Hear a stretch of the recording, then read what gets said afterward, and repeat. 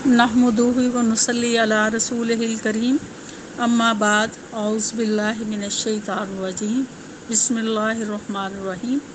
Rabbi शरह ली सदरी व यस्सिर ली अमरी वहलुल उक़्दतम मिन लिसानी यफ़क़हू क़ौली।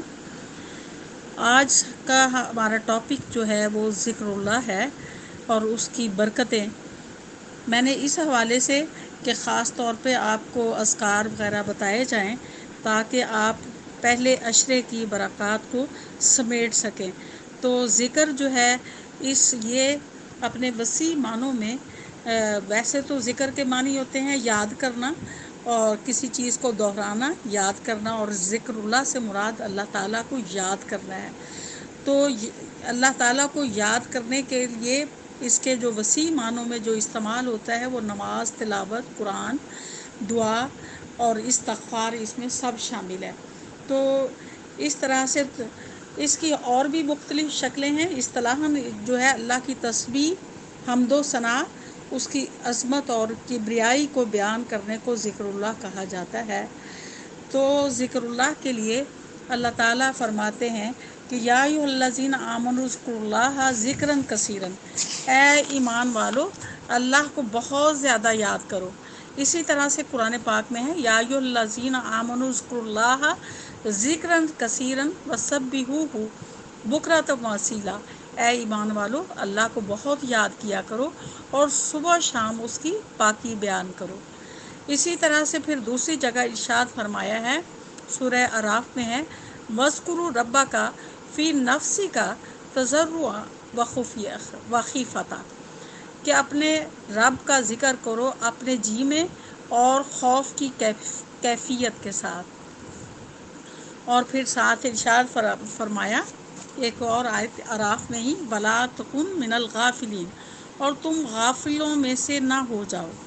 और फिर इसी तरह से कुरान पाक में सूरह हशर की आयत नंबर 3 है,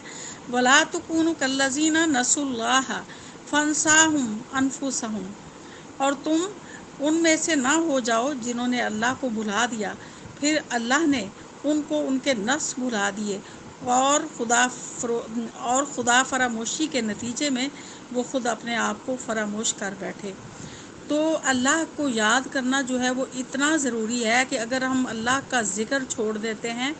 अल्लाह को अपने हर किसी काम में भी ध्यान में नहीं रखते, तो अल्लाह ताला इंसान को उसका नफ्स भुला देता है, यानी कि वो अपने आप को भूल जाता है, अपने मकाम और मर्तबे को भूल जाता है, उसको अपने ज़िंदगी का मकसद भूल जाता है कि मैं क्या हूँ, इस दुनिया में किस लिए आया हूँ, किस लिए भेजा गया हूँ और मेरा आखिरी ठिकाना क्या है। तो वो दुनिया की जो है वो आसाइशों में और रंग रलियों में पड़ के अपने आप को भुला देता है। यहाँ तक कि देखा गया है कि बहुत सारे लोग जो कि नशा करने लग जाते हैं, अल्लाह को के ज़िक्र से मुंह मोड़ते हैं, तो तरह तरह के नशों में मुब्तला हो जाते हैं। फिर उनको देखा गया कि वो सड़कों पे इस तरह से पड़े होते हैं, ना उन्हें धूप का पता होता है, ना छाँव का पता होता है, ना सर्दी का पता होता है, ना गर्मी का पता होता है। तो ये आयत जो है उसी बात की तशरीह है कि वला तकुनु कल्लज़ीना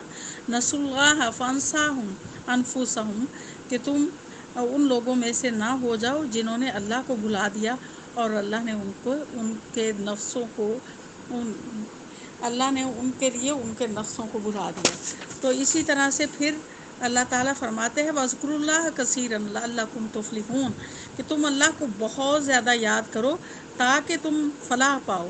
तो अल्लाह को याद करने का फ़ायदा जो है वो हमें है, किसी और को नहीं है। क्योंकि हम जितने भी लोग हैं, हदीस है एक कि जितने भी लोग हैं जो गुज़र चुके हैं, जो मौजूद हैं, जो आने वाले हैं, तमाम जिन्नों इंस मिल जाएं और अल्लाह को याद करने लग जाएं और अल्लाह की फरमाबरदारी करने लग जाएं, तो अल्लाह के कायनात के अंदर ज़रा सा भी इजाफ़ा नहीं होता। और अगर यही लोग सारे जो पिछले हैं, मौजूद हैं, आने वाले हैं, जितने भी जिन्नों इंस हैं, वो अल्लाह की नाफरमानी शुरू कर दें, तो अल्लाह की जो है वो कायनात, उसके अंदर थोड़ा सी भी कमी नहीं आ सकती। ये तुम्हारे अमाल हैं जो तुम्हारी तरफ लौटाए जाते हैं। अल्लाह को हमारे अज़कार की ज़रूरत नहीं है। अल्लाह ताला ने बहुत ज़्यादा फ़रिश्ते पैदा किए हुए हैं جو کہ ہر وقت اللہ کی حمد و ثنا بیان کرتے ہیں اور اس کی تسبیح بیان کرتے ہیں۔ جتنی بھی مخلوق ہے، جتنے شجر و حجر ہیں، وہ سب اللہ کی تسبیح بیان کر رہے ہیں، لیکن ہمیں ان کے ذکر جو ہے ان کا پتہ نہیں چلتا، کیونکہ ہم ان کی بولیوں کو نہیں سمجھتے۔ آپ نے اندازہ لگایا ہوگا کہ جیسے ہی صبح کا وقت ہوتا ہے، شام کا وقت ہوتا ہے، تو پرندے جو ہیں وہ اللہ کی حمد و ثنا بیان کرنا شروع کر دیتے ہیں۔ ابھی فجر کا ٹائم ہوتا ہے تو پرندوں کی آوازیں آنا شروع ہوتی ہیں، وہ اللہ کا ذکر کر رہے ہوتے ہیں۔ اسی طرح شجر بھی، حجر بھی، ہر چیز اللہ کے ذکر میں مبتلا ہے، اور زمین کا کوئی چپا ایسا نہیں ہے جہاں اللہ کا ذکر نہ ہو رہا ہو۔ تو یہ صرف ہمیں ہمارے فائدے کے لیے بتایا جا رہا ہے کہ تاکہ ہمارے اعمال جو ہیں ان میں نیکیوں کا اضافہ ہوتا رہے اور ہمارے لیے بخشش کا سامان جو ہے وہ اکٹھا ہو جائے، اور آخرت کے لیے ہماری فلاح کے لیے سامان اکٹھا ہو جائے۔ اللہ تعالیٰ فرماتے ہیں کہ کثرت سے اللہ کا ذکر کرنے والے اور اس کی بندیاں، اللہ تعالیٰ نے اپنے ان بندوں اور بندیوں کے لیے تیار کر رکھی ہے جنت، خاص بخشش اور عظیم ثواب۔ آیت اس طرح سے والذاکرین اللہ کثیرا والذاکرات اعد اللہ لہم مغفرۃ واجرا عظیما۔ تو کہ مطلب اللہ نے ان کے لیے بخشش کا سامان کر رکھا ہے کہ جو مرد اور عورتیں اللہ کا ذکر کرتے ہیں۔ اور اسی طرح سے پھر یہ بتایا سورۃ المنافقون میں، یا ایھا الذین آمنوا لا تلہیکم اموالکم ولا اولادکم عن ذکر اللہ ومن یفعل ذلک فاولئک ھم الخاسرون۔ اے ایمان والو، تمہاری دولت، تمہاری اولاد تم کو اللہ کے ذکر سے غافل نہ کر دے، اور جو لوگ اس غفلت میں مبتلا ہوں گے وہ بڑے گھاٹے اور نقصان میں رہیں گے۔ جیسے کہ سورہ عصر میں بھی یہی چیز بتائی گئی ہے کہ وہ لوگ جو ہیں سارے لوگ خسارے میں سوائے ان کے جو نیک ایمان لائیں اور نیک عمل کریں اور نیکی خود بھی کریں اور دوسروں کو بھی نیکی کی تلقین کریں، تو وہی سارے سے بچ سکتے ہیں۔ تو اگر ہم اللہ تعالیٰ کے ساتھ جڑے رہتے ہیں تو ہم دنیا اور آخرت دونوں خساروں سے بچ سکتے ہیں، اور اگر اللہ کے ذکر سے ہم منہ موڑتے ہیں تو پھر اس میں ہمارا ہی نقصان ہے کہ اللہ تعالیٰ ہم سے منہ موڑ لیتا ہے۔ تو اللہ تعالیٰ، حدیثیں اس سلسلے میں بہت ساری ملتی ہیں، اور مومنین کی بلکہ شان یہ بتائی گئی ہے کہ وہ دن رات ہر حال میں اٹھتے بیٹھتے اور پہلوؤں کے بل جو ہیں وہ اللہ کا ذکر کرتے ہیں۔ اور ہمیں حکم یہ ہے وَإِذَا قُضِيَتِ الصَّلَاةُ فَانتَشِرُوا فِي الْأَرْضِ وَابْتَغُوا مِن فَضْلِ اللَّهِ وَاذْكُرُوا اللَّهَ كَثِيرًا لَعَلَّكُمْ تُفْلِحُونَ، کہ جب تم نماز سے فارغ ہو جاؤ تو کام کاج کے سلسلے میں زمین میں چلو پھرو اور اللہ کا فضل تلاش کرو، اور اس حالت میں بھی اللہ کا خوب ذکر کرو، پھر تم فلاح کی امید کر سکتے ہو۔ کہ یہ نہیں ہے کہ صرف ہم نے مسجد میں ہی نماز پڑھ کے اللہ کا ذکر کرنا ہے، بلکہ چلتے پھرتے، اٹھتے بیٹھتے، کام کرتے ہوئے، سوتے جاگتے ہر لمحہ اللہ کا ذکر کرنا ہے۔ تو اللہ کا ذکر جو ہے وہ ہم زبان سے بھی کرتے ہیں اور اپنے اعمال سے بھی کرتے ہیں۔ تو اعمال میں ذکر یہ ہے کہ ہم اللہ تعالیٰ کے بتائے ہوئے راستوں کے مطابق جو ہے اپنے تمام کام کریں، تو وہ ہمارا عملی ذکر ہوتا ہے۔ تو اسی طرح سے ایک حدیث قدسی ہے کہ میرا بندہ، مکمل بندہ وہ ہے جو اپنے حریف مقابل سے جنگ کے وقت بھی مجھے یاد کرتا ہے۔ کہ مطلب کسی بھی حال میں ہو، چاہے وہ امن کی حالت میں ہو، چاہے خوف کی حالت میں ہو اور جنگ کی حالت میں ہو، ہر جگہ وہ اللہ کو یاد کرے۔ تو اسی طرح سے بتایا گیا ہے کہ جو لوگ اللہ کے ذکر سے منہ موڑتے ہیں، اللہ تعالیٰ قیامت کے روز ان کو اندھا اٹھائے گا۔ کہ یعنی یہ دنیا میں اندھے ہیں، اللہ تعالیٰ کی نعمتوں کو دیکھ کر ان کو اللہ یاد نہیں آتا، تو آخرت میں بھی وہ اسی حال میں جو ہے اٹھائے جائیں گے۔ تو نبی صلی اللہ علیہ وسلم فرماتے ہیں کہ جب بھی اور جہاں بھی بیٹھ کے کچھ بندگان خدا اللہ کا ذکر کرتے ہیں تو لازمی طور پر فرشتے ہر طرف سے ان کے گرد جمع ہو جاتے ہیں اور ان کو گھیر لیتے ہیں، اور رحمت الہی ان پر چھا جاتی ہے اور ان کو اپنے سایہ میں لے لیتی ہے، اور ان پر سکینہ کی کیفیت نازل ہوتی ہے، اور اللہ اپنے ملائکہ مقربین میں ان کا ذکر فرماتا ہے۔ تو اسی طرح سے ایک اور حدیث قدسی ہے کہ اللہ تعالیٰ جو ہے فرماتا ہے کہ میں بندے کے اگر کوئی شخص جو ہے مجھے یاد کرتا ہے تو میں بھی اس کو یاد کرتا ہوں، اور اگر وہ میرا ذکر جو ہے وہ کسی مجلس میں کرتا ہے تو میں اس سے بہتر مجلس یعنی فرشتوں کی جماعت میں اس کا ذکر کرتا ہوں، اور اگر وہ میری طرف چل کر آتا ہے تو میں اس کی طرف دوڑ کر جاتا ہوں، اور اگر وہ میری طرف ایک بالشت بڑھتا ہے میں پورا ہاتھ بڑھتا ہوں۔ تو اسی طرح سے اللہ تعالیٰ فرماتے ہیں، ایک اور حدیث قدسی ہے کہ میں بندے کے دل میں جھانک کر دیکھتا ہوں، اگر وہاں مجھے یاد الہی کا غلبہ نظر آتا ہے تو میں اس کا ہاتھ بن جاتا ہوں جس سے وہ کام کرتا ہے، اور اس کا پاؤں بن جاتا ہوں جس سے وہ چلتا ہے، اس کی آنکھ بن جاتا ہوں جس سے وہ دیکھتا ہے، اور اس کی سماعت بن جاتا ہوں جس سے وہ سنتا ہے۔ تو یعنی ہر لمحہ جو ہے پھر اللہ کا ساتھ ہمارے ساتھ ہوتا ہے۔ جب ہم اللہ کے راستے پہ چل پڑتے ہیں، اللہ کو یاد کرتے ہیں، تو اللہ تعالیٰ ہمارے تمام کاموں کا کفیل بن جاتا ہے، پھر ہمیں اس ذکر پہ لگا دیتا ہے، اور ہماری دنیا کی پریشانیاں جو ہے وہ خود بخود ہی حل کرتا ہے، ہمارے تمام مسائل جو ہیں وہ خود بخود ہی حل کرتا ہے۔ تو اسی طرح سے نبی صلی اللہ علیہ وسلم نے فرمایا، کیا میں تمہیں وہ عمل بتاؤں جو سارے اعمال میں بہتر اور تمہارے مالک کی نگاہ میں پاکیزہ تر ہے، اور تمہارے درجوں کو دوسرے تمام اعمال سے زیادہ بلند کرنے والا ہے، اور راہ خدا میں سونا اور چاندی خرچ کرنے سے بھی زیادہ اس میں خیر ہے، اور اس جہاز سے بھی زیادہ تمہارے لیے اس میں خیر ہے جس میں تم اپنے دشمنوں اور خدا کے دشمنوں کو موت کے گھاٹ اتارو اور وہ تمہیں ذبح کریں اور شہید کریں۔ صحابہ نے عرض کیا، ہاں یا رسول اللہ، ایسا قیمتی عمل ضرور بتائیے۔ آپ نے فرمایا، وہ اللہ کا ذکر ہے۔ تو اللہ کا ذکر جو ہے وہ افضل ترین ذکر ہے کہ ہم اللہ تعالیٰ کو زبان سے بھی یاد کریں اور اپنے جو ہے عملی طور پر بھی اللہ تعالیٰ کو یاد کریں۔ ایک اور حدیث ہے کہ ایک اعرابی جو ہے وہ نبی صلی اللہ علیہ وسلم کی خدمت میں حاضر ہوا اور پوچھا کہ یا رسول اللہ، آدمیوں میں سے بہتر کون ہے؟ آپ نے فرمایا، وہ لوگ جن کی عمر زیادہ ہو اور عمل اچھے ہوں۔ پھر اس نے پوچھا کہ یا رسول اللہ، اعمال میں کون سا عمل جو ہے وہ افضل ہے؟ آپ نے فرمایا، یہ کہ تم دنیا کو خیر بات کہو اور اس وقت تمہاری زبان اللہ کے ذکر سے تر ہو، یعنی آخری وقت میں بھی اللہ کا ذکر جو ہے وہ تمہاری زبان پر ہو۔ تو افضل ترین جو ذکر وہ بتایا گیا ہے وہ لا الہ الا اللہ محمد رسول اللہ ہے۔ لا الہ الا اللہ جو ہے وہ ذکر یہ افضل ترین اذکار میں سے بتائے گئے ہیں 4 کلمات۔ حدیث میں ہے کہ حضرت سمرہ بن جندب سے رضی اللہ عنہ سے روایت ہے کہ رسول صلی اللہ علیہ وسلم نے فرمایا، تمام کلموں میں افضل یہ 4 کلمے ہیں: سبحان اللہ، الحمدللہ، لا الہ الا اللہ، اللہ اکبر۔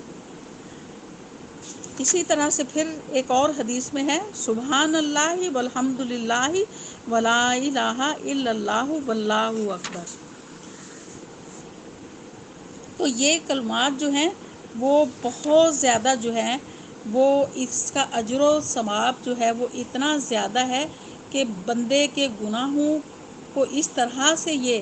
صاف کر دیتے ہیں جس طرح سے جھاڑو جو ہے وہ درخت کے پتے جھڑتے ہیں تو اس کو صاف کر دیتا ہے، تو اس طرح سے انسان کے گناہ جو ہے وہ جھڑ جاتے ہیں، معاف ہو جاتے ہیں ذکر کرنے سے۔ تو سبحان اللہ جو ہے بہت بڑا ذکر ہے، اور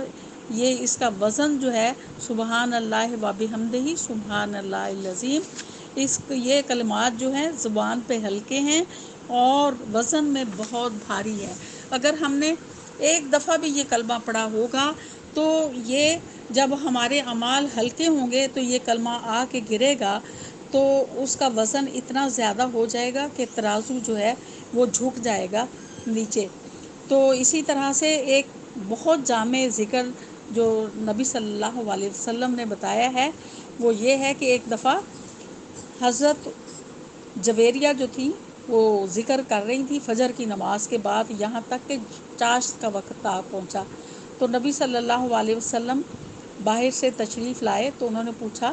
کہ کیا آپ ابھی تک اسی حال میں بیٹھی ہیں، اس وقت سے بیٹھی ہوئی ہیں؟ تو انہوں نے کہا کہ ہاں میرا ذکر جو ہے ابھی مکمل نہیں ہوا۔ تو آپ نے فرمایا کہ کیا میں آپ کو ایسے کلمات نہ بتا دوں کہ جو آپ کریں تو اس کا وزن جو ہے اس سے بھی بڑھ جائے؟ تو آپ نے فرمایا سبحان اللہ و بحمدہ عدد خلقہ وازن عرشہ و رضا نفسہ و مداد کلماتہ۔ تو یہ کلمات جو ہیں یہ تمام جو ہے وہ باقیوں سے بھاری ہیں۔ اس کا مطلب جو ہے وہ یہ ہے کہ اللہ کی تسبیح حمد و ثنا اتنی جتنی اس کی مخلوق ہے، اور اتنی حمد و ثنا جتنا کہ عرش کا وزن ہے، اور اتنا مطلب ذکر اللہ کا کہ جتنی اس کی ذات جو ہے وہ پسند کرتی ہے، اور اتنا ذکر اللہ کا ان کلموں کی مقدار کے مطابق جو اس کے کلمات ہیں، کہ مطلب اتنا ذکر۔ تو یہ ذکر جو ہے وہ بہت بڑا، اگر اس کے 3 دفعہ بھی پڑھ لیں تو یہ ذکر جو ہے بہت افضل ہے۔ تو اسی طرح سے کلمہ جو ہے وہ بہت بڑا، عرش الہی تک اس کا اجر جو ہے وہ پہنچتا ہے۔ تو اس ذکر کو لا الہ الا اللہ جو ہے وہ بھی کثرت سے پڑھنا چاہیے۔ اس میں توحید جو ہے وہ اس کا خاص بیان ہے اور اس کی برکت ہے۔ اور اسی طرح سے ایک اور ذکر جو ہے وہ خاص بتایا گیا ہے، لا حول ولا قوت الا باللہ۔ تو حدیث میں ہے کہ نبی صلی اللہ علیہ وسلم نے فرمایا میں تمہیں وہ کلمہ بتاؤں جو جنت کے خزانوں میں سے ہے؟ تو حضرت ابو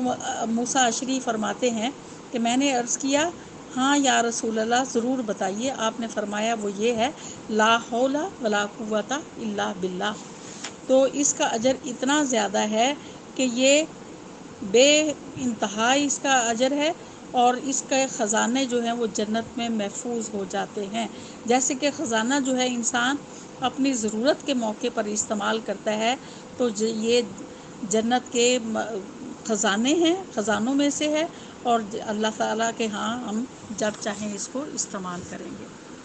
اسی طرح سے حضرت ابو ہریرہ سے روایت ہے کہ رسول صلی اللہ علیہ وسلم نے فرمایا کہ لا حول ولا قوت الا باللہ زیادہ پڑھا کرو، کیونکہ یہ خزائن جنت میں سے ہے۔ اسی طرح سے پھر ایک اور حدیث ہے کہ نبی صلی اللہ علیہ وسلم نے فرمایا حضرت ابو ہریرہ سے میں تم کو وہ کلمہ بتاؤں جو عرش کے نیچے سے اترا ہے اور خزانہ جنت میں سے ہے، اور وہ ہے لا حول ولا قوت الا باللہ۔ تو اسی طرح سے ہم اگر صبح کے وقت جو ہے نماز کے بعد یہ پڑھ لیتے ہیں حسبی اللہ لا الہ الا هو علیہ توکلت وہو رب العرش العظیم، تو یہ 7 مرتبہ پڑھ لیتے ہیں تو اللہ تعالیٰ جو ہے ہمارے تمام کاموں کا کفیل بن جاتا ہے، اور ہمیں غموں سے، دنیا کے دکھوں سے دور کر دیتا ہے۔ تو یہ کلمات ہمیں ان کلمات کے ساتھ اللہ کا ذکر کرنا چاہیے۔ پھر اللہ تعالیٰ کے 99 نام جو ہیں وہ دیے گئے ہیں، ان کو اسماء حسنی کہا جاتا ہے۔ یہ میں اگلے بیان میں آپ کو بتاؤں گی کہ اللہ کے نام کیا ہیں اور ان کے جو ہے معنی کیا ہیں، تاکہ جب ہم دعا کریں تو اللہ تعالیٰ کے جو ہے